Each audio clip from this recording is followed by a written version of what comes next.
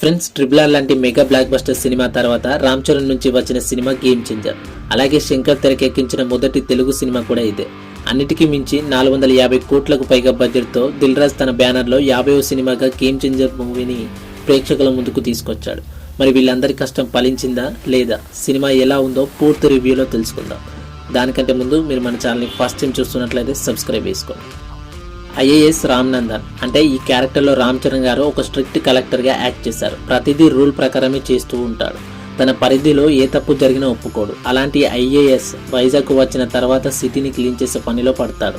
అలాంటి వాడికి ముఖ్యమంత్రి సత్యమూర్తి అయిన శ్రీకాంత్ కొడుకు బొబ్బులి మోపీదేవ్ అంటే ఎస్జే సూర్యతో అనుకుని శత్రుత్వం ఏర్పడుతుంది.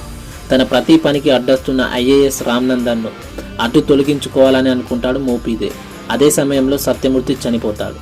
ఆయన చనిపోతూ తన వారసత్వం ఎవరికి ఇవ్వాలో చెప్తాడు. ఇదే సమయంలో తన తండ్రి అప్పన్న గురించి అంటే రామ్ చరణ్ ఇలా డ్యూయల్ క్యారెక్టర్లో యాక్ట్ చేయడం జరిగింది. ఆయన వాళ్ళ అమ్మ గురించి కొన్ని నిజాలు తెలుసుకుంటాడు రామ్ నందన్. సరిగ్గా అదే సమయంలో రాష్ట్రంలో ఎన్నికలు కూడా వస్తాయి.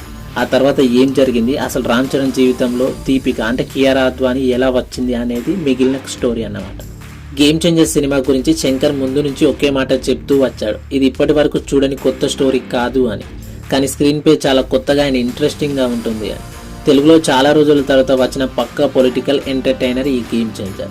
ఈ సినిమాకు Shankar mark screen pay and additional attraction Karthik Subbaraju అందించిన కథకు తనదైన స్టైల్లో చాలా మెరుగులు దిద్దారని స్క్రీన్ మీద చూస్తే అర్థమవుతుంది. గేమ్ చేంజర్ సినిమాలో మేజర్ హైలైట్ సాంగ్స్.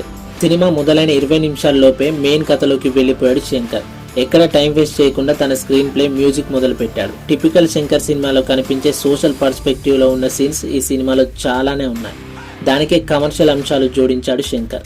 ముఖ్యంగా కాలేజ్ స్టూడెంట్గా రామ్ చరణ్ ఎంట్రీ, ఆ తర్వాత వచ్చే సీన్స్ ఇంట్రెస్టింగ్గా ఉన్నాయి. అయితే కథ వేగంగా జరుగుతున్న సమయంలో కియారా అద్వానీ చరణ్ మధ్య వచ్చే సీన్స్ కాస్త స్లోగా సాగినట్టు అనిపిస్తాయి. ప్రీ ఇంటర్వెల్ తర్వాత నుంచి గేమ్ చేంజర్ మొత్తం సినిమానే మారిపోయింది. అప్పన్న క్యారెక్టర్ వచ్చిన తర్వాత స్టోరీ మరింత వేగం పుంజుకుంది. ముఖ్యంగా చరణ్ ఎస్జే సూర్య మధ్య వచ్చే సీన్స్ అద్భుతంగా వర్కౌట్ అయ్యాయి.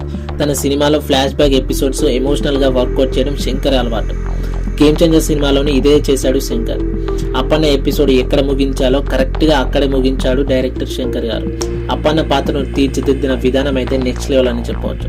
ఫ్లాష్ బ్యాక్ ఎపిసోడ్ తర్వాత మళ్ళీ మెయిన్ స్టోరీలకు వచ్చేసాడు శంకర్. చరణ్ సూర్య మధ్య వచ్చే టిట్ ఫైట్ ఎపిసోడ్స్ బాగానే వర్కౌట్ అయ్యాయి. క్లైమాక్స్ ఎందుకో కాస్త వీక్గా ముగించాడు అనిపించింది.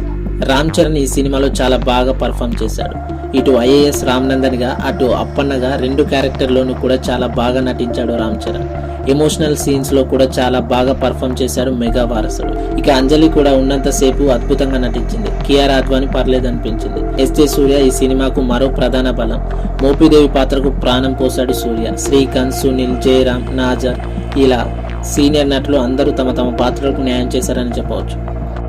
తమన్ గేమ్ చేంజర్ సినిమాకు మంచి సంగీతం అందించాడని చెప్పవచ్చు. పాటల కంటే బ్యాక్గ్రౌండ్ స్కోర్ చాలా బాగుంది. ఇక సినిమాటోగ్రఫీ కూడా ఈ సినిమాకు ఒక మంచి ప్లస్ పాయింట్ అని చెప్పవచ్చు. శంకర్ ఏదైతే విజువలైజ్ చేశాడో అది స్క్రీన్ మీద కనిపించిందని చెప్పవచ్చు. ఎడిటింగ్ కూడా ఈ సినిమాకు ఒక ప్లస్ పాయింట్. ఆయన కార్తీక్ సుబ్బరాజు అందించిన కథ రొటీన్గా ఉన్నా దానికి శంకర్ అందించిన ట్రీట్మెంట్ మాత్రం బాగుంది. చివరిగా నిర్మాత దిల్ రాజు కూడా ఖర్చుకు వెనకాడకుండా బడ్జెట్ కూడా చాలానే పెట్టేశాడని చెప్పవచ్చు. అయితే ఒక మైనస్ పాయింట్ ఏంటంటే నానా హైరానా ఎంత హైప్ ఇచ్చిందో మూవీకి, కానీ ఆ పాటనే ఈ మూవీ నుంచి తీసేశారు. ఫ్రెండ్స్, ఓవరాల్గా గేమ్ చేంజర్ మూవీ ఒక ఇంట్రెస్టింగ్ పొలిటికల్ గేమ్ అని చెప్పవచ్చు. మరి మీరు గేమ్ చేంజర్ మూవీ చూసారా? చూస్తే ఎలా ఉందో ఖచ్చితంగా కామెంట్ చేయండి. లైక్ చేయండి, షేర్ చేయండి. ఇలాంటి వీడియోస్ మిస్ కాకుండా ఉండడానికి మన ఛానల్ని సబ్స్క్రైబ్ చేసుకోండి. Thanks for watching.